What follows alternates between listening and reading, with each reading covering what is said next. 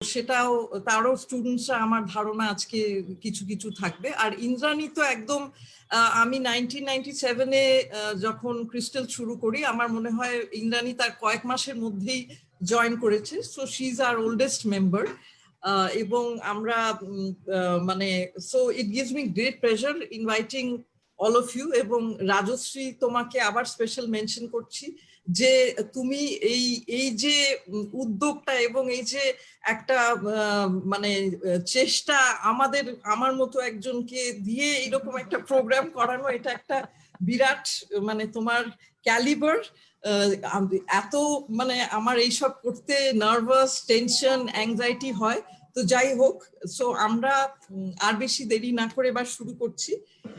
প্রথমেই যে প্রশ্নটা আমাদের অনেকেই জিজ্ঞেস করে, এবং আমরা লাস্ট উইকেও যে ডক্টর ওপি সিং এর সঙ্গে আলোচনা হয়েছিল কিছুটা এই নিয়ে, যে অনেকে এটা ভাবে যে আমরা কেন এরকম একটা প্রফেশনে মানে এলাম, মানে what was the reason for us to মানে হোয়াট ওয়াজ দ্য অ্যাট্রাকশন, মানে কেন এরকম একটা প্রফেশনে গেলাম। তো আজকে আমি প্রথমে আমাদের গেস্ট, যাদের গেস্ট অ্যাকচুয়ালি বলা উচিত না, মেম্বার্সদের সবাইকেই জিজ্ঞেস করব। তো আমি ঝুমাকে দিয়ে স্টার্ট করছি। Jhuma, what was the reason as to why you took up psychoanalysis? মানে what is the biggest attraction, এবং মানে তুমি ঢুকেছিলে কেন এবং এখনো অবধি সেটা চালিয়ে যাচ্ছ কেন, মানে what is the reason? আচ্ছা, প্রথমেই বলি যে this is no plan of action of mine. It is completely accidental that I entered into psychoanalysis. আমি actually comparative literature নিয়ে যাদবপুরে পড়াশোনা করছিলাম, এবং সেইখানে আমার প্রথম exchange, as a matter of fact theoretical exchange হয় with psychoanalysis. সেখানে আমাদের টেক্সটের সাথে নানান ভাবে ফিল্মের মধ্যে, লিটারি টেক্সটের মধ্যে সাইকোঅ্যানালিসিস পড়ানো হতো অ্যাজ থিওরিটিক্যাল প্রিন্সিপলস, এবং সেখান থেকে আমার ইন্টারেস্ট ডেভেলপ করে। তার পরবর্তীকালে যখন আস্তে আস্তে এক্সপ্লোর করতে শুরু করি কলকাতা শহরে কি নিয়ে সাইকোঅ্যানালিসিস নিয়ে পড়াশোনা করা যায় কিনা ইত্যাদি, তখন কোনো প্ল্যানিং ছিল না যে আমি অ্যানালিস্ট হয়ে প্র্যাকটিস করবো অ্যাজ সাচ। একেবারেই সাবজেক্টটা জানতে চেয়েছিলাম because I found it very intriguing, যে মানুষের মানসিক লেয়ার্স এর নুয়ান্সেস গুলো ধরার চেষ্টা করছে, এবং আমরা তখন ক্যারেক্টার অ্যানালিসিস করছিলাম, তো সেখানে এগুলো খুব ইন্টারেস্টিংলি ভাবে ক্লাসে উঠে আসছিল। তো সেই পার্সপেক্টিভ থেকে এক্সপ্লোর করা যে কিভাবে এটা নিয়ে পড়াশোনা করা যেতে পারে। এবং তারপরে যখন ফর্মালি ইন্ডিয়ান সাইকোঅ্যানালিটিক্যাল সোসাইটির মধ্যে এঙ্গেজড হলাম এজ এ ক্যান্ডিডেট, তখনও এরকম প্ল্যান করিনি যে আমি এটা শেষ করে অ্যানালিটিক প্র্যাকটিসে যাব। Maybe I come from that fortunate or unfortunate generation যারা ক্যারিয়ারকে ওইভাবে খুব একটা পরিষ্কারভাবে দেখতে পাইনি, এবং আমার নিজের ট্র্যাজেক্টরিতে ক্যারিয়ার চেঞ্জ, পাথওয়ে চেঞ্জ করতে হয়েছিল ফর ভেরিয়াস রিয়েলিস্টিক রিজনস। তো তার ফলে আস্তে আস্তে যখন অ্যানালিসিস তার মধ্যে গেলাম, আরো বেশি ইন্টারেস্টিং লাগতে শুরু করলো। এবং process of training of psychoanalysis হচ্ছে you go through your own self analysis with another analyst. তো সেখানে rigorous 3 to 4 sessions a week, এবং আমাদের ক্ষেত্রে আমার মনে আছে 4 to 5 সেশনস a week হতো, because one of the analyst যার আন্ডারে আমি করছিলাম, হি ওয়াজ এ ভেরি সিনিয়র মেম্বার। তো তার ফলে এজ ওয়াজ অ্যান ইস্যু। তো আমরা অনেকেই সেখানে 5 days a week অ্যানালিসিস করতাম ফর আ দীর্ঘ of self analysis of 5 to 7 years minimum, other than that theoretical training. তো সেটা করতে গিয়ে আস্তে আস্তে নিজের মধ্যে একটা বিরাট পরিবর্তন, ব্যক্তিত্বের পরিবর্তন, ভাবনার পরিবর্তন, অনেক কিছু আস্তে আস্তে ক্লিয়ার হলো, দেখতে শুরু করলো, এবং that was absolutely truly the turning point. এবং সেটার মধ্যে একেবারেই ঢুকে যাওয়া, খুব নাটশেলে বলার চেষ্টা করছি। এবং এখনো অবধি যদি বলো যে, তুমি জিজ্ঞেস করলে যে why am I still there, it's because of that essence of truth that you see. ওই লেভেলের মানসিক কানেকশন, ওই লেভেলের transparency, honesty of human emotions আমাদের দৈনন্দিন জীবনে অত সচরাচর সম্ভব হয় না। এটা বলতে গেলে অনেকটা ওই আর্টিস্টিক কি বলবো, রেওয়াজ করার মতো, চোখ বন্ধ করে কোথাও একটা হারিয়ে যাওয়া, গলা সাধ্যে সাধ্যে কোথাও একটা হারিয়ে যাওয়া, এবং এটার একটা অদ্ভুত হারিয়ে যাওয়া এবং মিলন at the same time. It's হারিয়ে যাওয়া from the self and a cosmic togetherness with an abstraction. তো এটার মধ্যে আর কি you can say that this continues to be the interest, the depth of human mind. Right. আচ্ছা, so yes I think যে তখনকার দিনে ইউ আর রাইট, যে বিশেষ করে মহিলারা we never use to think আমাদের কেরিয়ার পাথটা অতটা এখনকার ছেলেমেয়েরা যেরকম ভাবে ভাবে অতটা আগে আমাদের সময়, আমি তো তোমার থেকেও অনেক সিনিয়র, কাজে ওরম ভাবে ভাবা হতো না। তো এবার ইন্দ্রাণীর কাছে আসছি, একই প্রশ্ন, তোমার এই মানে সাইকোলজিস্ট হবার কি বরাবর ইচ্ছে ছিল? মানে তুমি কেন এই প্রফেশনটা চুজ করেছো? প্রথম কথা হচ্ছে যে আজকে এই প্ল্যাটফর্মে আলোচনা করতে পেরে আমার ভীষণ ভালো লাগছে। আর দ্যাট টু আমি রিমাদির সাথে কাজ করছি since 1998 January. So just after few months রিমাদি স্টার্ট করেছে ক্রিস্টাল, তারপরে এন্ড সেই অভিজ্ঞতাগুলো আমরা পরে শেয়ার করব। আমি কেন সাইকোলজিতে এলাম, আমার ক্ষেত্রে এটা একটু ডিফারেন্ট, কারণ আমার ছোটবেলা থেকে দেয়ার ওয়াজ সাম পার্সোনাল রিজনস যেখানে আমার মনে হচ্ছিল I need to stand up on my own. আমার নিজেকে ইন্ডিপেন্ডেন্ট একটা লাইফ লিড করতে হবে এবং আমাকে নিজেকে কিছুটা করতে হবে। অ্যান্ড সামহাও আমার এটা একটা কানেক্ট, এখন ইফ আই লুক ব্যাক তাহলে আমার মনে হয় যে আমার মানুষকে বুঝতে ইচ্ছা করতো, মানুষের মনের কোনো একটা স্তরে পৌঁছতে ইচ্ছা করতো। when I was in class 9 or 10 আমাদের ওই যখন একটা অ্যাডিশনাল সাবজেক্ট নেওয়ার ব্যাপার থাকে, I search for it, but তখন ওইখানে সাইকোলজি সাবজেক্টটা 9-10 পড়ানো হতো না। সো অ্যাজ ওয়েল আমি যেক্ষুনি মাধ্যমিক পাস করলাম তারপরেই আমার মনে হলো যে এবার 11-12 আমি I got the opportunity to read psychology. যদিও I got very disappointed in that level, because ওইখানে সাইকোলজিতে কিছুই পড়ানো হয় না, 11-12 লেভেলে কিছুই পড়ানো হয় না, যেটা একেবারে প্রিলিমিনারি। এখনকার সিলেবাস অনেক চেঞ্জ হয়ে গেছে। But then only I decided যে আমার কাছে ফার্স্ট অপশন আমি সাইকোলজিস্ট হবো, অ্যান্ড সেকেন্ড একান্ত যদি আমি কোথাও চান্স না পাই বা কিছু না হয় তাহলে নিউট্রিশনিস্ট বা ইত্যাদি। কিন্তু আমার কাছে সাইকোলজি ওয়াজ ইন্টারেস্টিং এই জন্য যে আমার কাছে এটা একটা ভীষণ প্যাশন ছিল, বিকজ অ্যাডোলেসেন্ট পিরিয়ডের থেকে একটা ফিলিং হতো যে মানুষ মানুষকে বোঝে না। ওই সময়টাতে একটা সকলেরই একটা আর্তনাদ থাকে না যে কেউ আমাকে বোঝে না। বোঝেনার জায়গা থেকে আমার মনে হলো বোঝাটা ভীষণ এসেনশিয়াল। একটা মানুষের কাছে পৌঁছতে গেলে তাকে বোঝার চেষ্টা করাটা, বোঝা আমি বুঝি এটা বলাটা খুব টল ক্লেম করা হবে, বাট বোঝার চেষ্টা করাটা এসেনশিয়াল, যেখান থেকে আমার এই সাবজেক্টের প্রতি interest.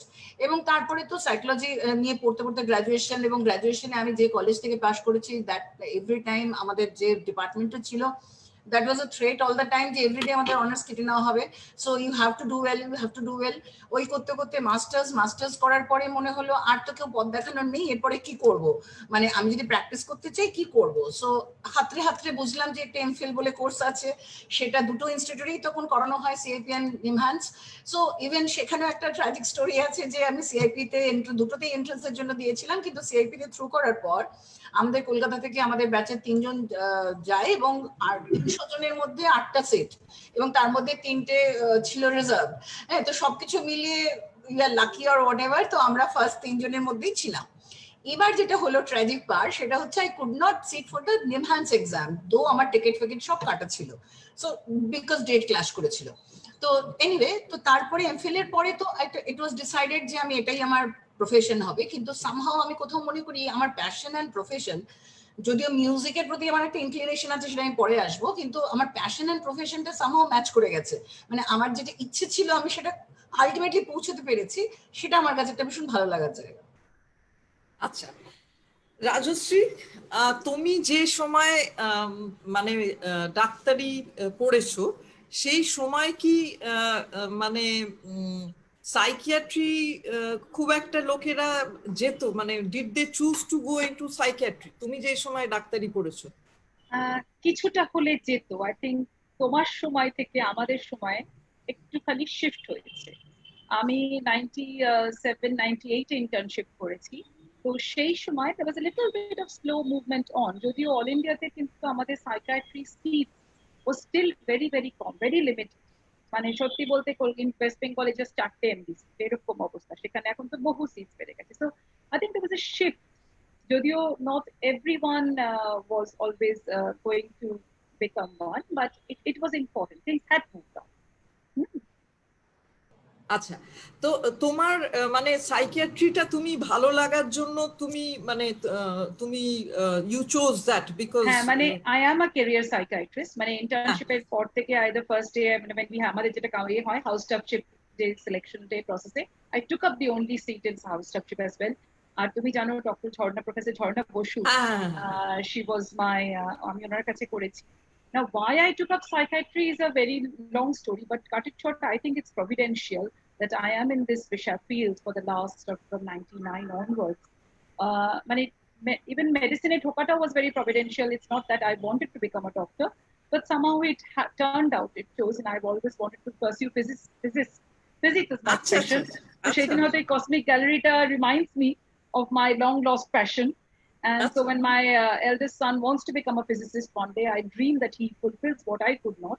Okay. But everyone has a different providential road to follow. So anyway, ডাক্তারিতে পেয়ে গেছিলাম, মেডিকেল কলেজে ফার্স্ট চান্সে পেয়ে গেছিলাম। So naturally you do medicine anyway. So psychiatry নিয়েছিলাম অনেক কটা কারণে, like my father was a very renowned professor in medicine, so I heard a lot of stories about Dr. Srilekha Bosu Bishwasher কথা বলো কিংবা doctor Jharna Basu. I grew up with these people because ওনারা সব আমার বাবার হাউস স্টাফ ছিলেন এক সময়। So I was very, you see role models when you grow up, so you like the subject, even though my baba was dead against me going into psychiatry. Even all India counseling e my father said take up gynecology, I said no, this is এটা তো typical একদম। Anyway, and so it's a bit of thing, and I think it was like a choice I made, not wanting to become a doctor. It gave me a way to express my creativity, it gave me a way to express my spirituality, it gave me a way to connect to human beings but still have the biological basis. And I think now I find the comparison, like I think physics and mind, probably someday that is the place where I can connect physics and philosophy one day together.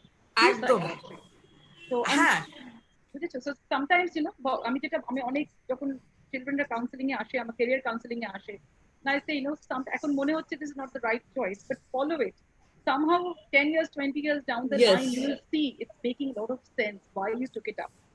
So সেই সময় জিনিসটা doesn't reflect, but later in life it's given me a lot of happiness and a lot of strength in me. It's changed.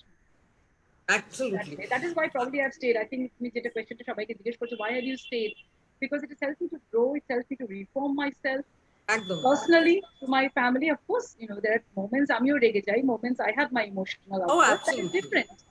But psychiatry has given me a lot, not just my professional bread earning thing, but it made me who I am. একদমই তাই।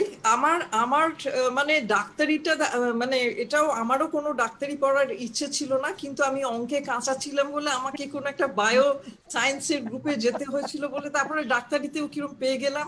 কিন্তু ডাক্তারিতে ইচ্ছে ছিল না, কিন্তু ডাক্তারির day 1 থেকে সাইকিয়াট্রিতে ইচ্ছে ছিল।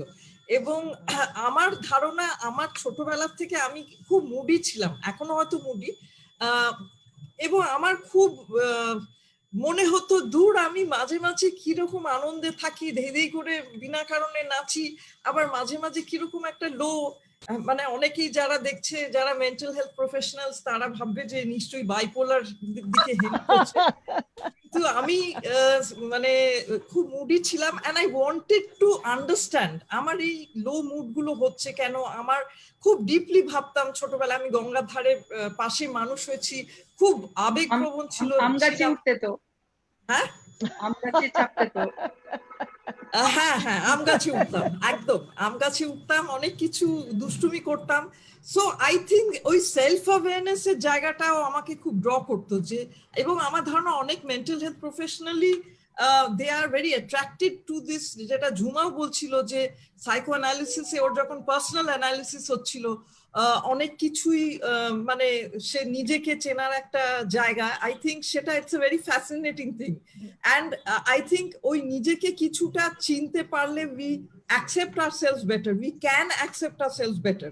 না হলে তো এই সেলফ লাভ জায়গাটা আসে না, মানে নিজেকে ভালো লাগা, এটা আমার মনে হয় অধিকাংশ মানুষেরই ক্ষেত্রে ইটস কোয়াইট টাফ। এবার আসা যাক যে যে সব প্রফেশনেরই তো ভালো মন্দ আছে। এবার এই প্রফেশনে আমরাও মাঝে মাঝে ভাবি না কিরকম একটা পাগল পাগল লাগছে, মানে একটা কোথাও পালিয়ে গেলে ভালো হয়, একটা কোথাও, আমার তো মাঝে মাঝে মনে হয় একটা বেশ কোথাও কিছুদিনের একটা জন্য আমি হাইবারনেট করতে পারলে বেশ ভালো হতো। তো সেক্ষেত্রে মানে I would like to find out from all of you যে what are the biggest challenges that you feel, মানে what is the biggest challenge, এবং সেটা কোভিড এর আগে কি চ্যালেঞ্জ ছিল আর এখন চ্যালেঞ্জটা কিছু পাল্টে গেছে কিনা। So Jhuma, you start. আমি কোভিড এর আগে পরে কতটা রেসপন্ড করতে পারবো ঠিক জানি না, বাট হ্যাঁ মানে সাইকোঅ্যানালিসিস এমনিতেই খুব একটা প্রচলিত discipline in the clinical field বলে আমার মনে হয় না। আমরা যারা সাইকোলজি নিয়ে পড়াশোনা করছি আমরা জানি যে এখনো অব্দি সাইকোলজিতে ছোট্ট দুটো প্যারাগ্রাফ হয়তো ফ্রয়েড সম্পর্কে আছে। ভারতবর্ষে সাইকোঅ্যানালিসিস প্র্যাকটিসের ক্ষেত্রেও আমরা ক্লিনিকে বলি বা হসপিটালে বলি there is not enough awareness।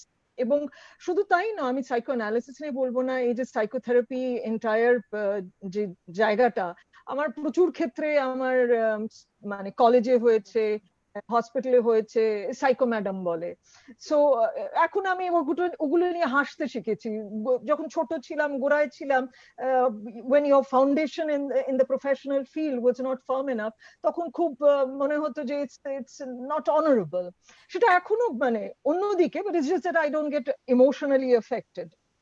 তো তার ফলে যেটা হচ্ছে, একদিক থেকে there is not enough awareness আমি কি কাজটা করি, সেটার কি প্রয়োজন। মানে এমন হয় যে আমি থেরাপি করছি, কেউ একটা ভীষণ রেগে গেছেন বা কাঁদছেন বা একটা আবেগপ্রবল কিছু বলছেন, হঠাৎ একটা কেউ ঢুকে পড়লো, মানে বা মানে একটা ফোন এসে গেল, মানে এটা কাজের মাধ্যম।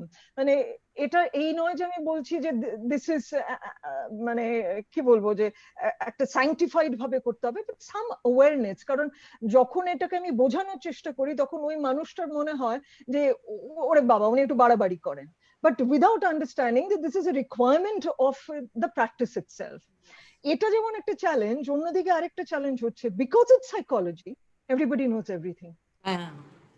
তো তার ফলে সফটওয়্যার ইঞ্জিনিয়ার থেকে শুরু করে বাড়িতে যে বিদেশে পড়াশোনা করছে শুরু করে সবাই জানে, এবং সবাই সেখানে কি হচ্ছে না হচ্ছে তারা জানতে চান। তারা অফকোর্স বাড়ির মেম্বার হিসেবে জানার অধিকার আছে, কিন্তু মানে সেইগুলো আমরা হয়তো আলোচনায় উঠে আসবে যে আমরা কিভাবে স্ট্রাকচার ভাবে করতে পারি। কারণ আমি একটা মানুষ, এবং আমাকে যদি একাধিক শত মানুষ দেখতে হয়, আমি যদি প্রত্যেকটা বাড়ির এই লেভেল অফ কি বলবো এঙ্গেজমেন্ট অনার করার চেষ্টা করি, এটা হিউম্যানলি পসিবল নয়।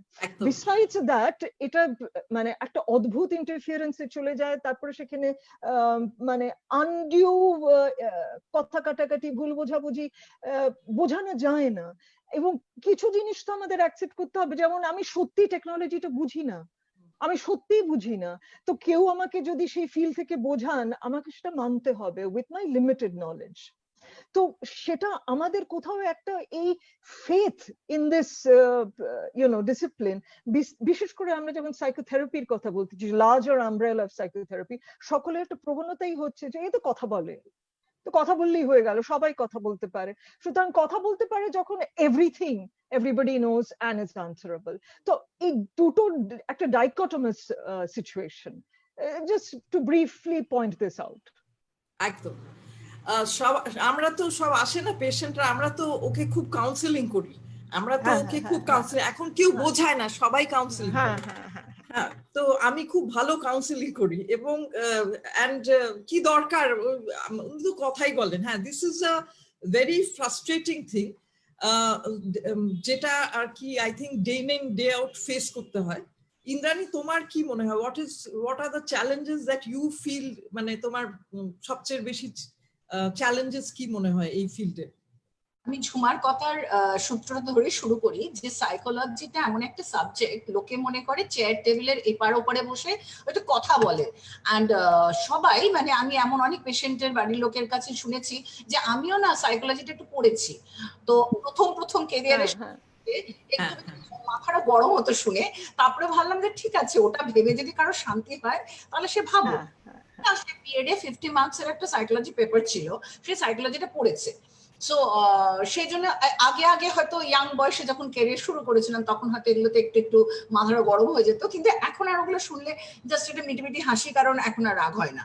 কিন্তু এটা একটা বিশাল চ্যালেঞ্জ যেটা বললো ঝুমা, সেটা হচ্ছে যে আমাদের ফ্যামিলি ফ্রন্টেও এই সাবজেক্টটা, মানে আমি যে ফ্যামিলিতে বিলং করি, আমার মামার বাড়ির সাইডে প্রচুর সবাই ডাক্তার, কিন্তু তারাও, মানে with due respect to all of them, I don't know who all are watching, I hope they will forgive me, যে তাদের এই সাবজেক্টের প্রতি রেসপেক্ট কতটা ছিল সেটা নিয়ে আমার স্টিল নাও ডাউট আছে। এবং তারা মনে করেন এটা খুব ইজি জব, কিন্তু কেউ অবভিয়াসলি আমাকে এনকারেজ করেছেন, আমার মানে পথে মানে সবসময় এনকারেজ করে জুটিয়েছেন, কিন্তু বেশিরভাগ ক্ষেত্রেই শুনেছি ওটা তো জাস্ট এই কথা বেঁচে খাওয়া টাইপের কথা, মানে গ্রেডেড কথাবার্তা। তো এনিওয়ে, তো এই জায়গাগুলো আমাদের কাছে ভীষণ একটা ইয়ে হতো যে অ্যাজ ইফ যেন what at the some time আমার মনে হতো যে হোয়াট আর ইউ ডুইং, শুধু কথা শুনছি আর কথা বলছি। Then after coming back from NIMHANS, in fact আমরা যখন ইয়ে করতাম, ইউনিভার্সিটিতে পড়তাম, আমাদের কিছু পেশেন্ট দেখতে হতো as a part of our training এমএসসির সময়।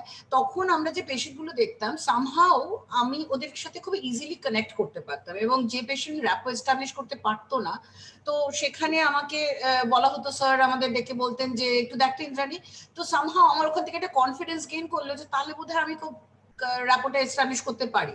সো এটা কোথাও একটা মানে ব্যালেন্স করে গেছে, একদিক থেকে কোথাও একটা demotivating comment, at the same time হয়তো ফিডব্যাক আই গট ভেরি, মানে আমি বলবো আমি I am grateful to my clients যে তারা আমাদের প্রতি মুহূর্তে শেখায় একদম কিভাবে এগিয়ে যেতে হবে, এবং দে আর, আমি মনে করি তারা আমাদের অনেক বড় স্ট্রেংথ। কিন্তু at the same time Covid এর পরে যেটা হয়েছে সেটা হচ্ছে, কোভিড এর পরে যেহেতু প্রবলেমটা খুব বেড়ে গেছে, অ্যাংজাইটি খুব বেড়ে গেছে, সেহেতু নন ফিল্ডে প্রচুর, মানে আমার বন্ধু বান্ধব যারা জানা শোনার মধ্যে, তাদের অ্যাংজাইটি লেভেলটা অত্যন্ত বেড়ে গেছে। ফলে হয়তো এই অসুখ রিলেটেড অ্যাংজাইটি নিয়ে অনেককে বোঝাতে হচ্ছে, though my limited knowledge about covid, but still covid এর রিলেটেড যে অ্যাংজাইটি, সেই অ্যাংজাইটিটাকে ডিল করার জন্য ডেফিনেটলি অনেককে এই ব্যাপারে বলতে হচ্ছে। তার ফলে হয়তো কখনো কখনো আমার রেস্টের অভাব হয়ে যাচ্ছে, এই চ্যালেঞ্জেস গুলো ডেফিনেটলি ফেস করতে হচ্ছে।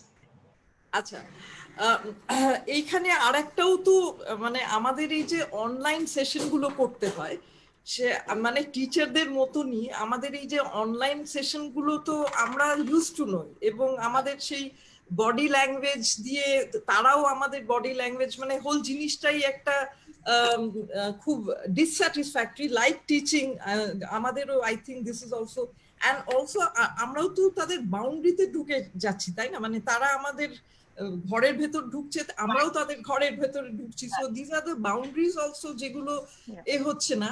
রাজশ্রী, তোমার চ্যালেঞ্জ কি মনে হয়, মানে তোমার কি মনে হয়, what are the biggest challenges you feel there is about this profession? আমার দুটো তিনটে চ্যালেঞ্জ দেখে মনে হয়েছে আমার নিজের 20 years of in this profession, more than that. একটা হচ্ছে ফাইটিং স্টিগমা ইন সাইকিয়াট্রি, হ্যাঁ, সেটা বিদেশেও যখন ছিলাম তখনও দেখেছি, এখানেও দেখেছি, দ্যাট ইজ ওয়ান। সেখান থেকে অনেক, সেটা awareness, ignorance, whatever reason হোক, there is a lot of stigma in my profession. Second is the managing the counter transference processes, which is what যেটা আমরা বলছিলাম, the word is যে মানুষের যে সমস্যাগুলো হচ্ছে, যেটা বললেন, শুধু টেবিলের এপার ওপার বসে কথাটা হয় না, টেবিলের এপার ওপারের মাঝখানেও অনেক কিছু আনসেড, আনহার্ড, আনস্পোকেন ইমোশনস, ওয়ার্ডস এক্সচেঞ্জ হচ্ছে ক্লায়েন্ট এন্ড থেরাপিস্টের মধ্যে। সেই ম্যানেজিং দোজ প্রজেকশন যেগুলো আমার মধ্যে এসছে, সেই ইমোশনস গুলো বাইরের দেশে আমাদের রেগুলারলি ব্যালেন্স গ্রুপ হতো, where we could have our own therapeutic processes. এখানে সেটা we do it, but not in a formal way. তো অনেক সময় দেখেছি আমার নিজেরা, মানে for no reason I'm expressing the same emotions in my family environment or in my other personal spheres, যেখানে সেটা unrelated. এখন every moment we have to be aware of our own emotions, be consciously tuning into them and realizing যে কোনটা আমার নয়, কোনটা আমার কোন patient, ঠিক আছে? So hand it back. A third thing হচ্ছে the sedentary lifestyle that psychiatry has given me, sadly. Little bit of indiscipline এসে গেছে তার থেকে, এই বসে পেশেন্ট দেখার কথা বলা, সেই সকাল থেকে উঠে বসে একই জায়গায় বসে আছি, that is not really doing much benefit for my own health, but that is something I have to explore. But apart from that, I think মানে এই তিনটে চ্যালেঞ্জ নিয়ে something daily that I have to be aware that these are three things that I have to face it. So আমার হ্যাঁ, এটা একটা খুব valid point এ করেছো। মানে আমাদের ধরো আমাদের কাছে লোকেরা আসতে চায় না বিকজ অফ দ্য স্টিগমা, এবং তাদের অনেকেই আসে যারা খুব অনেকটা হস্টাইল, একটা খুব আমরা হস্টিলিটি ফেস করি, তাই না? তাকে জোর করে ধরে বেঁধে নিয়ে এসছে, আমার তো কিছু হয়নি, আমি সেখানে তাকে বলছি না আপনার এটা হয়েছে, আমি তাকে বলছি একটু ওষুধের প্রয়োজন। So as a result we also become, মানে আমাদেরও তো ওই মানে অ্যাগ্রেশন আর হস্টিলিটিটা ফেস করতে হচ্ছে। মানে আমি বলছি একটা যে হস্টাইল একটা ভাইবস যেটা দেওয়া হয় সেইটা আমাদের অ্যাবজর্ব করতে হয়। এখানে মানে একটা এমনি মেডিকেল অন্য কোনো ফিল্ডে তো ডাক্তারকে বারবার কনভিন্স করতে হয় না যে হ্যাঁ তোমার এটা একটা প্রবলেম, তোমার এটার জন্য ট্রিটমেন্ট লাগবে। যার চামড়ার রোগ কি হার্টের রোগ সে তো মানে আমাদের day in and day out আমাদের মানে অনেকটা সময় এই স্টিগমাটাকে অ্যাড্রেস করতে চলে যায়। আর এই যে আমরা তাদের কাছ থেকে যে নেগেটিভিটিটা পাই, that can be very draining. আমার তো মনে হয় যে that is the reason why আমাদের প্রত্যেকেরই উই নিড টু, মানে মাঝে মাঝে আমাদের চায়ের আড্ডা কি পাকোড়ার আড্ডা কি ফুচকার আড্ডা যেটা হতো আমাদের যখন প্রি কোভিড ডেজে, সেগুলো খুব দরকার। বিকজ এই যে নেগেটিভিটির মধ্যে দিয়ে আমাদের অনেক সময় যেতে হয়, a lot of us are mentally affected or physically affected because of this. আরেকটা জিনিস যেটা আমার মনে হয়, যেটা আমরা যারা নন মেন্টাল হেলথ প্রফেশনাল যারা রয়েছে আর আমাদের পার্সপেক্টিভে তো অনেকটা তফাৎ থাকে। মানে আমরা, আমার মনে আছে আমারই চেম্বারে একজন খুব অল্প বয়সী সাইকোলজিস্ট, আমি ওর নামও করতে পারি, মনীষা, ও একদিন এসে আমার চেম্বারে ঢুকে একটা দীর্ঘশ্বাস ফেলে বলল, ম্যাডাম সবই তো দেখা হয়ে গেল, মানে অর্থাৎ troubled relationships, bad marriages, difficult parenting, adopted বাচ্চা, সব লাইফের সব হার্শ রিয়ালিটিস গুলো আমরা বড্ড ছোট বয়স থেকে এই লাইনে দেখা হয়ে যায়। তো তাতে কি হয়, এই যে রোজ টিন্টেড গ্লাসেস, আমরা তো একটা সম্পর্ক কি হোয়াট এভার, আমাদের তো একটা একটু রোজ টিন্টেড গ্লাসেস থাকলে তবে তো আমরা ওটাতে এগোবো, কিন্তু এই ফিল্ডে সেইটা আমাদের যেন বড্ড তাড়াতাড়ি অনেক হার্শ রিয়ালিটিস আমরা দেখে ফেলি। সেটার জন্য অনেক সময় হয়তো আমরা সেটাকে নয় অ্যাভয়েড করি, নয়তো আমরা খুব একটা সিনিক্যাল একটা ভাব নিয়ে ঢুকি এখানে। সেটা কি মানে এটা একটা তো ডিস্টর্টেড রিয়ালিটি হতে পারে। মানে আমরা যে গ্রুপটাকে দেখছি তারা যে মানে তার মানেই যে সবাই ঘরে ঘরে খুব অশান্তি, তা তো না। মানে আমাকে কেউ যদি বলে জানেন তো আমি ভীষণ হ্যাপিলি ম্যারিড, আমি তখনই আবার মানে অ্যান্টেনা গুলো খারাপ হয়ে যায় যে হ্যাপিলি ম্যারিড তাহলে তোমায় বলতে হচ্ছে কেন। তো এই জায়গাটায় অথচ কিন্তু আমাদেরও এই নার্চারিং, লাভ, কেয়ার এগুলো সবই দরকার। তাহলে আমাদের মানে এই যে কনফ্লিক্টটা, মানে তোমাদের এই ব্যাপারে কি বলার আছে? মানে তুমি ইন্দ্রাণী, তুমি শুরু করো কি? হ্যাঁ নেবো এখন, হ্যাঁ একটা কি ব্রেক নেবো না? ইন্দ্রাণী বলে নি, আচ্ছা ঠিক আছে, এরপরে একটা ব্রেক। হ্যাঁ হ্যাঁ, যেটা আপনি বলছেন সেটা ঠিকই যে আমাদের এই সমস্ত ডিস্টর্টেড রিয়ালিটিকে ফেস করতে হয় এবং দিন রাত আমাদের নেগেটিভিটি, সমস্ত রাজ্যের নেগেটিভ হিস্ট্রি শুনতে হয়। এটার একটা ইম্প্যাক্ট হয় না বললে ভুল বলা হবে, মানে constantly we need to work on that, কারণ so that we don't get affected. কারণ ওটা একটা যেন হোমওয়ার্ক করার মতন, এভরি টাইম ওগুলো থেকে নিজেকে ডিট্যাচ করে রাখা এবং পার্সপেক্টিভটাকে আবার একটা রিফ্রেশ করে নেওয়া, সেই কম্পিউটার রিবুট করার মতন করে রিবুট করে নেওয়া, এটার জন্য তো আমাদের ডেফিনেটলি একটা হোমওয়ার্ক করতে হয়। কারণ আমরা যদি এটা দেখি যে আমাদের কাছে যারা এসে পৌঁছচ্ছেন তারা একটা সেকশন অফ পিপল, সমাজের একটা সেকশন, তারা তো সবটা নয়। সুতরাং definitely there are certain positive aspects also, না হলে লাইফটা ব্যালেন্স হচ্ছে কি করে, ওয়ার্ল্ডটা ব্যালেন্স হচ্ছে কি করে। একদম এবং যে মানুষ আমার কাছে আসছেন তিনি হয়তো পার্টিকুলার একটা আসপেক্ট নিয়ে আসছেন, তার লাইফে হয়তো আদার আসপেক্টস গুলো আছে যেগুলো হয়তো well নার্চার্ড or well cared for, কিন্তু তারা হয়তো অন্য একটা কারণে অন্য একটা ডিস্টার্বেন্সের জন্য আসছেন। সো যদি ওভারঅল দেখা যায় তাহলে আমরা যদি একটু মানে আমাদের ওই যেটা বললাম অবজেক্টিভিটিটাকে প্র্যাকটিস করতে হয় এবং একটু ডিট্যাচমেন্টটাকে প্র্যাকটিস করতে হয়, তাহলে হয়তো আমরা ওই এফেক্ট হওয়ার হাত থেকে নিজেকে খানিকটা সরিয়ে রাখতে পারবো। এবং আমার যেটা ভীষণ মনে হয় মাঝে মাঝে একটু ব্রেক নেওয়া, মাঝে মাঝে একটু অন্য প্যাশন গুলোকে নার্চার করা, সেটা খুব জরুরি। এই প্রসঙ্গে তাহলে আমরা ইন্দ্রাণীর কি ব্রেক নেয়, কিভাবে ব্রেক নেয়, ওর কি কি প্যাশন, সেই নিয়ে একটু একটা ছোট্ট ব্রেক হোক। ঠিক, নিশ্চয়ই।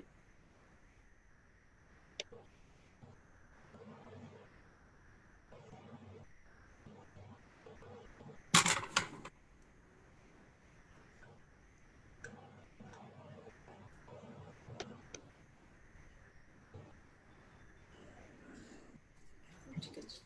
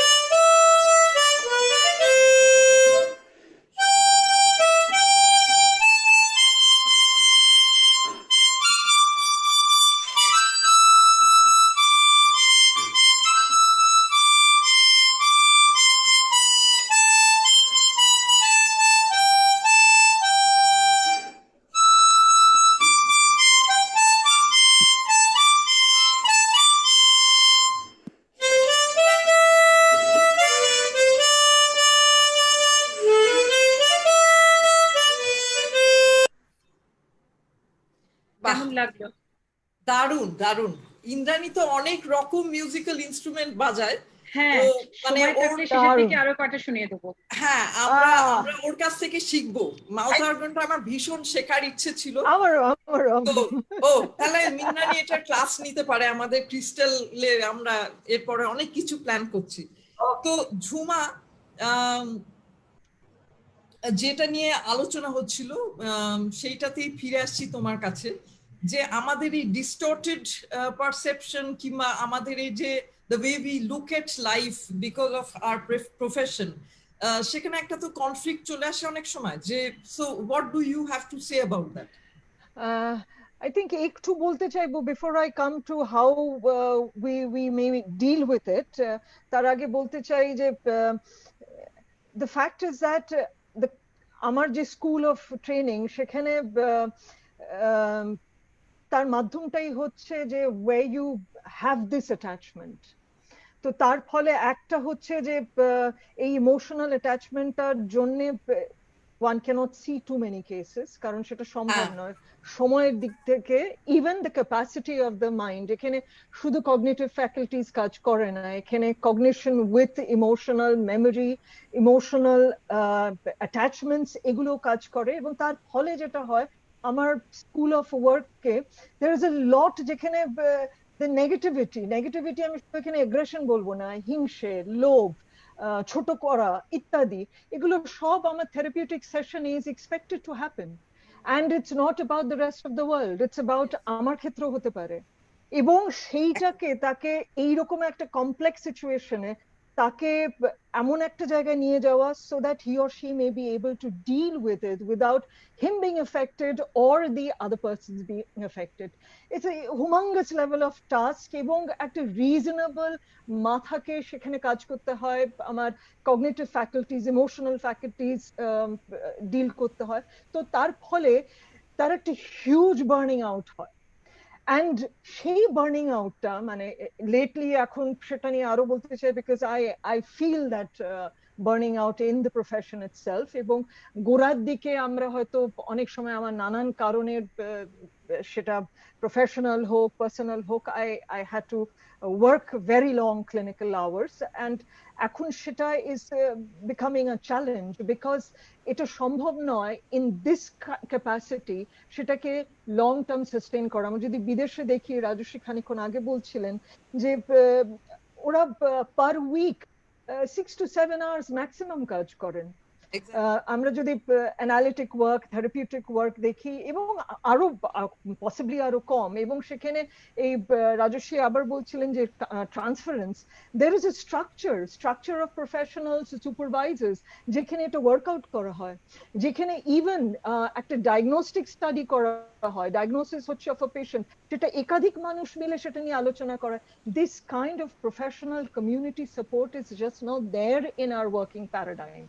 তো তার ফলে I am left completely alone to deal with this, মানে unless this is one to one, মানে যেমন ধরো তোমার সাথে তৈরি হচ্ছে, বা ইন্দ্রাণীর সাথে তৈরি হচ্ছে, রাজেশের সাথে সদ্য একটা জায়গা তৈরি হচ্ছে, হোপফুলি উইল গেট দেয়ার, সেটা একটা হিউজ চ্যালেঞ্জ আছে। Coming to how do I work, psychoanalytic training এটা আছে, the process which stays with you, and that is something you have to do it for the rest of your life, is how you keep your internal psychic, intrapsychic pattern working, with lot of reflection, lot of studies, lot of time for yourself, যেটা আমাদের community life, ব্যক্তিগত জীবন, professional life হয়ে ওঠে না রিমা, এবং it's terrible, মানে, এবং সেটা আমি তো এমনি কথা বলি, আমার এই প্রফেশনাল এই ইন্টিগ্রিটি বোঝা মুশকিল, and people do not respect it, so family members বলো, friends বলো, none of that do they appreciate or understand. তো তার ফলে এই যে আমরা বলছিলাম, তুমি বলছিলে খানিকক্ষণ যে আমাদের বাউন্ডারিজ থাকে না, there is no boundary. আমি যে সন্ধ্যেবেলায় আর কথা বলতে পারছি, আমি সারাদিন কথা বলেছি, আমি কথা বলতে পারছি না, I just need to be on myself, but a friend calls up, এবং friend calls up অনেক সময় you know যে it will lead somewhere else, আত্মীয় calls up, you know that it will lead somewhere, I respect that, and it should be, আমরা তো এইভাবেই কাজ করি, এটাই বিশ্বাস করি, কিন্তু কোথাও একটা এইটা আমাদেরকেও কনভে করতে হবে that I need that time. আমি যদি 10 জন দেখি আমার 20 hours লাগবে to unfold myself, তা না হলে যেটা হবে, it will affect me, and thereby it will affect, যেটা রাজশ্রী এখনই বলছিলেন, my family members, my পাড়া প্রতিবেশী, my immediate surroundings, definitely my patients. So we will have to, we have very few people in this fraternity, আমাদের লোক নেই, যে demand বাড়ছে, এক্ষুনি ইন্দ্রাণী বলছিলেন যে কোভিড সিচুয়েশনের পর হিউজ ডিমান্ড এসেছে, we do not have people to sustain that. So we'll have to find out a way of sustaining ourselves, otherwise it's unfortunately a very difficult time. একদমই তাই। এবং আমাদের এই আগের উইকেই আমরা একটা প্রোগ্রাম করেছিলাম ডক্টর ওপি সিং এর সাথে, সেখানে we talked about the demand and supply এর যে ইমব্যালেন্সটা, যেটার জন্য একটা মেন্টাল হেলথ প্যান্ডেমিক হচ্ছে এখন, কিন্তু number of mental health professionals তো আর বেড়ে যায়নি। সো উই আর এমনিতেই আগে একটা ডিমান্ড এন্ড সাপ্লাই এর একটা খুবই একটা সমস্যা ছিল, সেখানে এখন এটা একটা সাংঘাতিক লেভেলে গেছে, তাতে আমাদের কিন্তু মানে সত্যি খুব মুশকিল হচ্ছে। এবং রাজশ্রী, আমি তোমারকেও এই জিনিসটা জিজ্ঞেস করতে চাই, যেটা তুমি অলরেডি বলেছো, সেটা হচ্ছে যে আমাদের তো সত্যি দেখো এইখানে কোনো জায়গা নেই যেখানে আমরা মিলে মেন্টাল হেলথ প্রফেশনালস রা একটা কোথাও আমরা সেখানে ওপেন আপ করি, কি ভেন্টিলেট করি, কি যে সাপোর্ট, ইমোশনাল সাপোর্ট, যে আন্ডারস্ট্যান্ডিং এর জায়গাটা, সেই জায়গাটা তো এখানে নেই। এবং এখানে তো আমাদের উপর মানে পরের একটা এক্সপেকটেশন থাকে না, যে আমরা সবসময় পেশেন্টদের কাছে অ্যাভেলেবল থাকবো, আমাদের ওপর একটা প্রেশার থাকে to see more and more and more patients. সেখানে যেটা ঝুমা এক্ষুনি বলছিল, যে দ্য অ্যামাউন্ট অফ মানে stress that we go through, এবং এটা এখন একটা বয়সে এসে ওটা ফিজিক্যাল ইলনেসেস এর মধ্যে ট্রান্সলেট করছে, যেটা আমারও হয়েছে, যেটা ঝুমারও হয়েছে, যে বিকজ আমরা day in and day out আমাদের একটা যে expectation from the world at large, যে আমাদের নিজেদের পার্সোনাল আপস অ্যান্ড ডাউনস কে সব সাইডে রেখে, ফ্যামিলিকে ইত্যাদি, we have to sort out other people's problems. এবং যেটা নিয়ে খুব হাসাহাসি হচ্ছিল যে ইন্দ্রাণী ফোনে ছবিটা আছে, সো কোথাও কি একটা এক্সপেকটেশন আছে from people that we should be connected মানে all the time to people, we should be available, and আমাদের অনেক সময় we are told যে ওনাকে তো ফোনে পাওয়া যায় না। তো এখানে রাজশ্রী, আই উড, তুমি একটা এই ব্যাপারে প্রথমত যে মেন্টাল হেলথ এখানে একটা ভেন্টিলেশন গ্রুপের দিক থেকে, এবং এই যে আমাদের যে সবসময় অ্যাভেলেবিলিটি হওয়া সম্ভব না, এইটা নিয়ে তুমি কিছু মানে তুমি ওখানেকার গ্রুপের কথা বলছিলে, এইখানে কেন সেটা তোমার মনে হয় সম্ভব নয়? হ্যাঁ দিদি, সম্ভব নিশ্চয়ই, কিন্তু তার আগে একটু বলি এক্সপেকটেশন যেটা আমাদের কাছ থেকে সবাই চায় as doctors, as mental health professionals, নিশ্চয়ই এক্সপেক্ট করবে। আমিও তো ঈশ্বরের কাছ থেকে অনেক কিছু এক্সপেক্ট করি, কিন্তু মন্দির কিন্তু সবসময় খোলা থাকে না, মন্দিরের দরজাও কিন্তু কিছু ঘন্টার জন্য বন্ধ রাখতে হয়। একদম। তাহলে এক্সপেকটেশনটা সেই জায়গাতে, যেটা ঝুমাদিও বললেন যে জিনিসটা কিন্তু আস্তে আস্তে, আমি যদি সুস্থ না থাকি তাহলে কিন্তু আমি যে কাজটা পরের পেশেন্টকে দিচ্ছি সেটা সেই পেশেন্টও হতে পারে, 10 দিন পরে আরেকজনও হতে পারে, তাকেও কিন্তু এফেক্ট করবে। আমি আমার পেশেন্টদের কিন্তু এক্সাম্পলটা দিই, যখন এয়ারলাইন্সে আমরা যাই, এয়ারক্রাফটে কি বলে, আগে নিজেকে ভালো রাখো, মাস্কটা নিজে পরো, তারপরে অন্য কাউকে দেবে, তাই না? তো ন্যাচারালি এটা আমাদের ফার্স্ট অফ অল, ডাক্তার হয়েছি কি সাইকোলজিস্ট হয়েছি কি অ্যানালিস্ট হয়েছি কি what ever which ever area we are in, সবাই মানে সবাইকে বুঝতে হবে যে আমরা কিন্তু শুধু পয়সার জন্য এটা করছি না। হ্যাঁ, definitely it's hour profession, I am proud to say it helps me support my family and myself and my health everywhere, but beyond the financial need there is some love for my specialty, যার জন্য আমি করছি কাজটা। অতএব মানুষকে ওটা বুঝতে হবে যে একজন টিচার পড়ান, এই যে অনলাইন টিচিং এর জন্য টিচারদের আজকে কত pressure, no I can see, তারা কিন্তু সেটা শুধু পড়াচ্ছে আজকে মাইনেটা পাবে বলে না, তারা এই বাচ্চাগুলোকে ভালোবাসে বলেই পড়ায়। একদম একদম। আমরা কি আমাদের স্কুলের বাচ্চাদের টিচারদের সারাক্ষণ 24 ঘন্টা ক্যান বি কন্ট্যাক্টেড? আমাদের চিলড্রেনরা কি less important to us? But can I ask them 24 hours, bring them any time, will they answer? তো সেই বাউন্ডারিটা যদি আমরা রাখতে পারি, আমার লয়ারকে যদি আমার দরকার হয়, can I ring him any time and every time? হ্যাঁ, এমার্জেন্সির জন্য আমরা সবসময় available, but just because we look after someone's health, whether mental health or physical health, does not mean that we have to be bound to be available. So এইটা awareness, I think people expect করে, expectation টা তো fluctuating ব্যাপার, it's a shifting scale. So as people realize that we, সেই জন্যই আজকের অনুষ্ঠানটা কি mental health, physical health is also important to us. Absolutely. মাদি, আমি একটা কথা অ্যাড করতে চাইবো, সেটা হচ্ছে যে রাজশ্রীর কথা থেকে মনে পড়লো এবং আপনার এই ফোনে ছবিটা দিয়ে মনে পড়লো যে due to this covid situation last 2-3 months ধরে the amount of online session we are doing, মানে রাত, মানে আমাদের না পার্সোনাল টাইমটা খুব টাইমের ক্রাঞ্চ হয়ে যাচ্ছে। একদম। So what I decided, মানে after 2-3 months I got exhausted, মানে একটা সময় মনে হয় my jaw is literally paining, এরকম কোনো ম্যাসাজার যদি থাকতো যে জটাকে মানে ম্যাসাজ করে দেওয়া যেত, মানে all this kind of feeling I am having, মানে এখন exhausted একটা জায়গায় চলে গেছি। সেখানে I have taken a strategy যে নাম্বার অফ পেশেন্টস আমাকে একটা কোথাও বেঁধে দিতে হবে, কারণ তারা যেই অ্যাপয়েন্টমেন্ট করছেন তারা ভাবছে আজকেই হবে, আজকেই সেশনটা হবে। এই এক্সপেকটেশন গুলো আমরা কোথাও একটা যদি বেঁধে দিতে পারি তাহলে হয়তো একটা লোডটা কমানো যাবে, কারণ load is too much and it is going to be too much. Can I also add a point, Rima? Please. I think Rajashree, Indrani দুজনেই যেটা বললেন, it's not money at this age, I can say, and this level of professional practice, it's not money. Definitely it is absolutely দুটো জুড়ে আছে। একটা হচ্ছে যে আমি এই কাজটা ভালোবাসি, আমরা সকলে যারা এখানে আছি, we all love this work. Absolutely. I love to do analytic practice, analytic পড়াতে আমি খুব এনজয় করি, সেইখানে একটা প্যাশন জড়িয়ে আছে। দ্বিতীয় জায়গা একটা রেসপন্সিবিলিটি জড়িয়ে আছে। আমরা এই প্রফেশনে why do we respond? Because there is a sense of responsibility. Of course.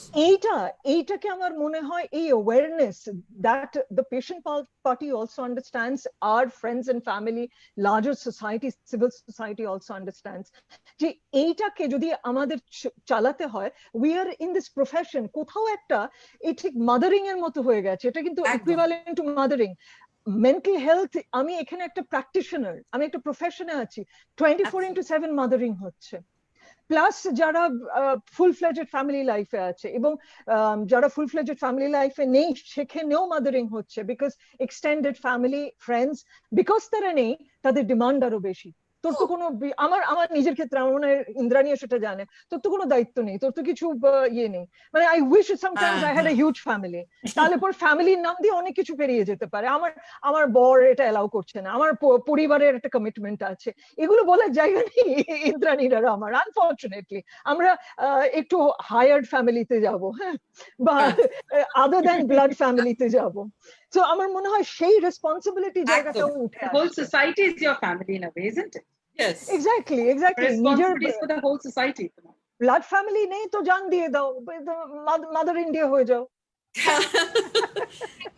এবার ঝুমাদির একটা কিছু আমরা দেখাই, ঝুমাদি কি করে ভালোবাসেন কি করতে। এটা ঝুমার নিজের লেখা। ও, যেটা আমি যেটা খুব ভালোবাসি সেটা করতে পারি না, ওটা নাচা। হ্যাঁ, দাঁড়াও একটা minute, let me open this. খেলতেও খুব ততক্ষণে let's talk, আমি জাস্ট একটুখানি টেকনোলজিটাকে একটু নিয়ে। Jhuma, you are also very passionate about dancing, isn't it?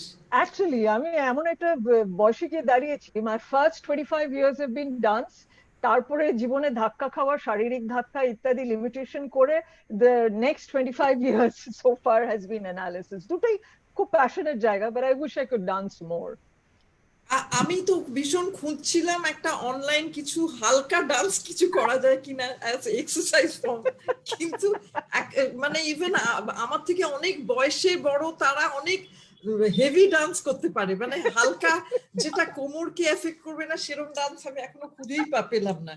So বসে বসে নাচা টাইপের আর কি। আমি অভিককে বলেছি আমি কিন্তু ওর ভার্চুয়াল সালসা পার্টনার হতে পারি। আচ্ছা শোনো, তাকে খুব ভালো। ঝুমা, তুমি আমাদেরকে একটা অনলাইন ডান্স ক্লাস নিতেই পারো। গেল exercise. Is this coming? I'll try to read a poem, an attempt to a poem written quite some time.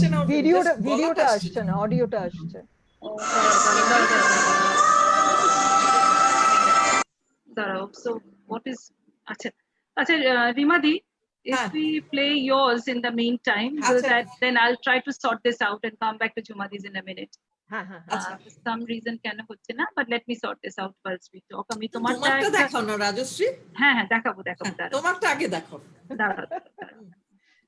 তো আমরা হ্যাঁ, ও যতক্ষণে দেখাচ্ছে আমরা আমাদের সব মানে অল্টারনেট প্যাশন গুলো আমরা লোকেরা যাতে দেখে যে how we try to keep ourselves মানে অন্য how we switch off from work, how we try to switch off from work. Oh, lovely.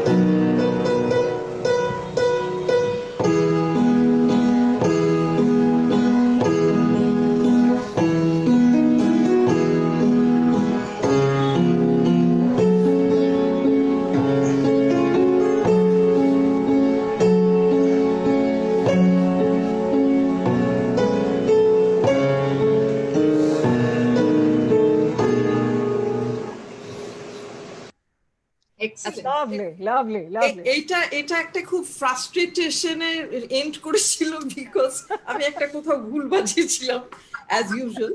তো এই যে আমাদের কয়েকটা প্রশ্ন আসছে, কিন্তু তার আগে আমরা একটু লাইটার প্লেনে যাই। সেটা হচ্ছে যে যতক্ষণ না রাজশ্রী এটাকে করে, আমি ঝুমাদিরটাকে বাজাবো তারপরেই আমারটা বাজাবো, সেটা আমি ডিসাইড করেছি, কিন্তু আচ্ছা ঠিক আছে, কেন করতে পারছি না সেটাই আমি নিজেও, সেটা তুমি একটু ততক্ষণে দেখো, আমরা ততক্ষণে একটু ডিসকাস। আরেকটা সিক্রেট আছে নিজেকে প্রসেসে রাখা, লেটলি কোভিড সিচুয়েশনে চোখ কান বুঝে একান্ত ভাবে নেটফ্লিক্স দেখো। হ্যাঁ, সেটা একটা ভীষণ, ওটা তো বাবা ওই করে তো আরো আই স্ট্রেন হয়েছে। আচ্ছা আমি তোমাদের সবাইকে জিজ্ঞেস করব যে আমরা তো অনেক কিছু থিওরিটিক্যাল নলেজ দিয়ে আমরা নিজেদের অ্যাংজাইটি আমরা ম্যানেজ করি, কিন্তু সবসময় তো সেটা সম্ভব নয়, তাই না? মানে যখন খুব সিভিয়ার একটা ক্রাইসিসের মধ্যে দিয়ে যাচ্ছি আমরা, লেটস টেক আমপান। এই যে আমপানে I would like to know, মানে তোমাদের সবার কাছে, যে যখন প্রচন্ড ঝড় হচ্ছিল, যখন বাইরে নানা রকম আওয়াজ হচ্ছিল, জিনিস ভাঙার ইত্যাদি, তোমরা what is there anything that you did, any kind of small activity or something যেটাতে তোমরা নিজেদের ডিস্ট্রাক্ট করতে পেরেছিলে? হ্যাঁ ইন্দ্রাণী তুমি বলো। দিদি আমি একটু দেখিয়ে নিই এবার, আই থিংক আই শুড আচ্ছা গেট দেখিয়ে দিস নিই। রাইট। হ্যাঁ হ্যাঁ ওকে দেখিয়ে ওকে ওকে হ্যাঁ এই তো। I'll try to read out a poem, at least an attempt to a poem, written quite some time back, I think around in 2006. It's called A Moment. Stagnant afternoons in empty teacups, lonely nicotine in restless fingers, noisy jingles in broken radios, unread pages of hollow love poems, all hidden in rebellious eyes, all hidden in mute lips. All await you, all await for just an uninterrupted moment with you, only you. Very nice, অসাধারণ, খুব ভালো, it's written by herself as well. খুব সুন্দর। হ্যাঁ তো নিজের সব কবিতা লেখে প্রচুর, দ্যাটস রিয়েলি নাইস ঝুমা। তো হ্যাঁ ইন্দ্রাণী তুমি আমপানে চলে যাও। আমি আমপানে, যখন আমপানে শুরু হয়েছিল 3:30 4টে নাগাদ ঝড় হতে শুরু করলো, সাডেনলি আমার মাথায় এলো যে মানে ওই আওয়াজ আর এই ইত্যাদি যা হচ্ছে, যে I need to distract, because basically I live alone, so definitely there is nobody at home to share your fear, anxiety, what ever. একদম। I have a group of my CIP friends, so I mean immediately suddenly একটা surprise call করলাম। They are from Kerala, কেউ Vizag, কেউ অন্য জায়গায়, nobody from Kolkata. So ওই কথা বলতে বলতে somehow I got distracted, and হ্যাঁ for some time তারপরে ডেফিনেটলি পরের পিরিয়ডটা আমাকে একাই হ্যান্ডেল করতে হয়েছে। পাওয়ার কাট হয়ে গেছে মোমবাতি নিয়ে, অ্যান্ড আমার যেটুকু ব্যাটারি লেফট ছিল আর যেটা আমি ভীষণ ভালোবাসি সেটা হচ্ছে লুডো খেলতে, একটা অফলাইন লুডো। ও এইটা আমিও করেছি, আমি এক্স্যাক্টলি এই জিনিসটা করেছি, লুডো খেলেছি। আমি লুডোটাকে ডাউনলোড করে I love playing it. I love playing. আমি ভীষণ, আমারও এত টেনশন হচ্ছিল, কোনো কিছুতে কনসেন্ট্রেট করতে পারছিলাম না। আমি লুডো আর মাঝে মাঝে সুডোকু, কিন্তু তখন সুডোকু খেলার মতো অবস্থা ছিল না, সেই লুডোই খেলছিলাম কম্পিউটারের সাথে। যেটা আমার উইদাউট কারেন্ট হতে পারে সেটা তো মাউথ অর্গান এন্ড মেলোডিকা, ওইটা আমার সাথে ছিল। সেটা আমি খানিকটা, যেটা কোনোটাই কারেন্ট ইয়েতে চলে না, পাওয়ারের বেসিসে চলে না, ওইগুলো আমাকে বাঁচিয়ে রেখেছিল ওই ক ঘন্টা।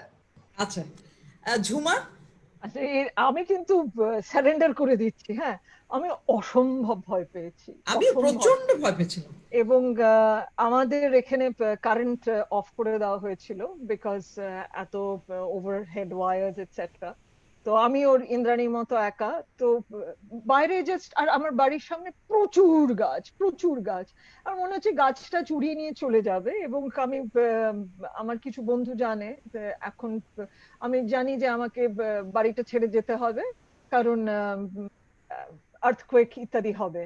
তো আমি মোটামুটি এটা পোটলার মধ্যে কিছু কাগজপত্র, এবং এই তো দেখো তোমরা সব হাসছো মুখ টিপে, এটা কিন্তু একদম হাসছি না, তখন কিন্তু উইথ অল সিরিয়াসনেস আমি এই ব্যাগটার মধ্যে গুছিয়ে, আমি সপ্ত অন্ধকার, চারিপাশে শোঁ শুধু আওয়াজ হচ্ছে, আমি চুপ করে বসে আছি, surrendering to nature and telling myself যখন এত বড় কিছু একটা হয় মাথা নত করে মেনে নাও। আমি অপেক্ষা আছি কখন কাঁচ ভাঙবে, কাঁচ ভাঙলে আমি কিছু করতে পারবো না, কাঁচগুলো এমনি এমনি করছে। তারপরে মানে ভূমিকম্প হবে, আমাকে যেতে হবে, অন্য কোথাও একটা যেতে হবে। ফোন ততক্ষণে আর কাজ করছে না, কারোর সাথে কোনো যোগাযোগ নেই, বাড়িতে কেউ নেই। অ্যান্ড খুব ইন্টারেস্টিং, আমার তখন একটা পয়েন্টে মনে হলো nothing matters, it's alright, nothing matters. অদ্ভুত একটা কোয়াইটনেস হলো, and I was looking at the storm, and I think অনেক তোমার সাথে কিছুটা কথা হচ্ছিল রিমা পরবর্তীকালে, যে you feel that you've seen so much of life ups and downs, এবং আমার কিছুটা checkered life তুমি জানো। I just thought যে ইটস অল রাইট, যা হবে আমার তো সত্যি হাতে নেই, আইল বেয়ার দ্য কনসিকুয়েন্সেস, তারপর দেখবো। অ্যান্ড কনসিকুয়েন্সেসটাও আমি খুব মেজার্ড করতে পারবো না, আমার কি অবস্থান হবে, মানসিক অবস্থান, শারীরিক অবস্থান, I have no control over that. Once I could accept that, আমার ওই অ্যাংজাইটিটা শান্ত হলো। বাট একটা অদ্ভুত স্টেট অফ, আই থিঙ্ক ওই আমি না ভিজুয়ালি দেখতে পাচ্ছি একটু একটু মানে সেন্টিমেন্টালাইজেশন, রোমান্টিসাইজেশন হবে, আমার কিরকম মনে মীরাবাই একা হেঁটে চলে যাচ্ছে।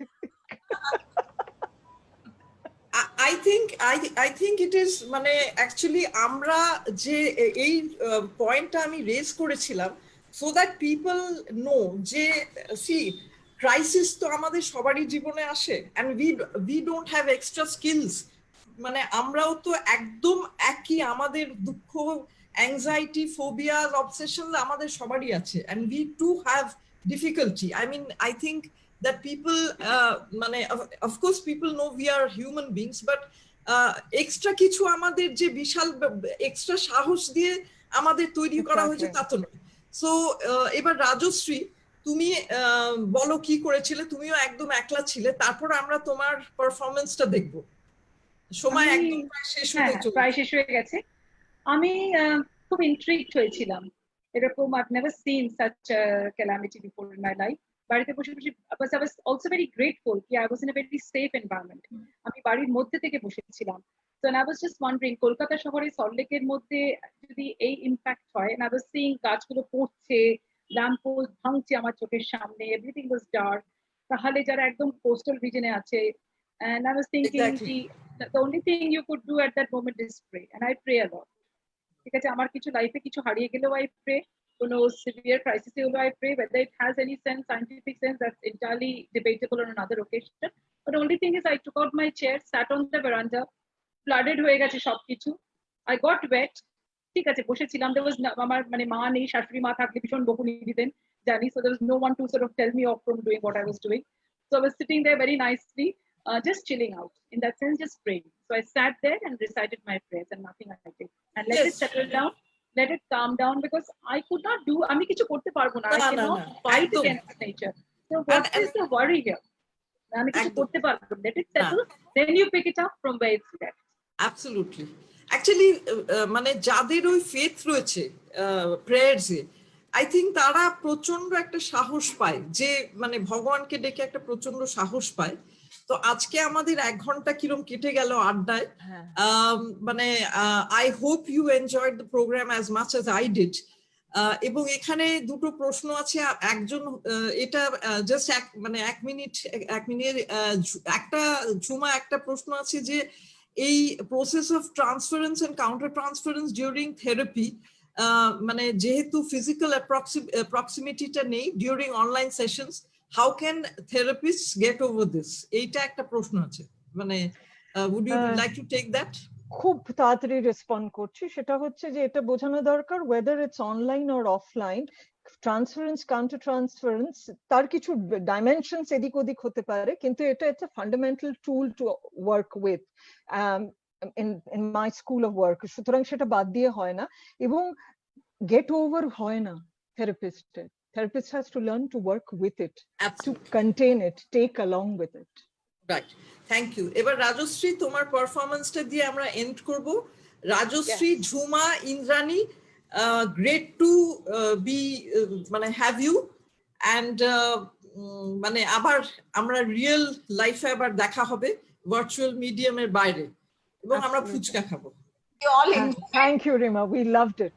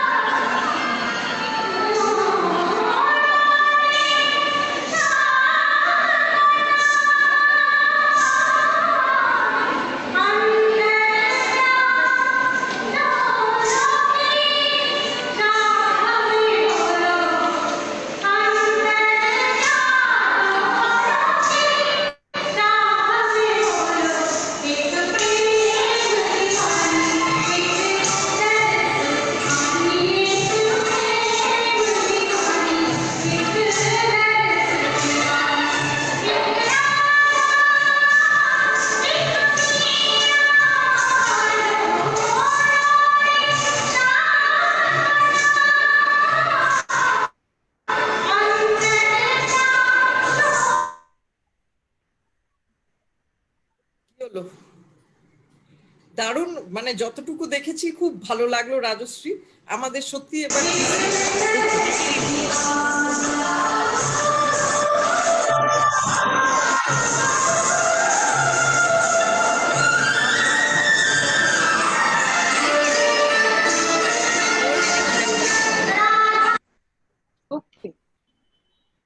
ওকে, তো সকল দর্শককে আমাদের সবার তরফ থেকে নমস্কার জানাই।